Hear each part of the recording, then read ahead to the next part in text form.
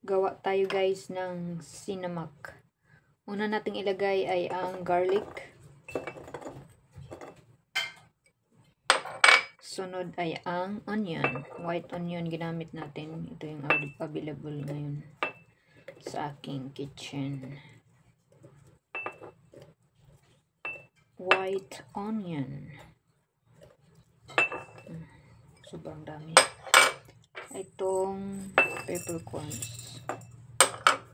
At ang ating pampaanghang. Diba?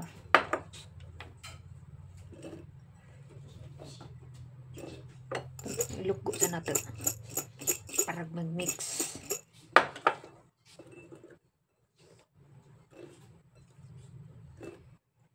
Mix all together. Tapos, lagyan natin ng tatis para may lasa. Okay. Tapos, ang suka, importante. Tapos, kulang ang ating suka. Kaya wala na tayong suka. Anak ko.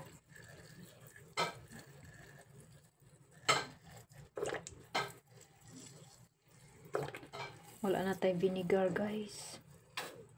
Ay, nako. Ayan. Ayan. Ang ating cinnamon. Pero dagdagan pa to ng ano ha, vinegar.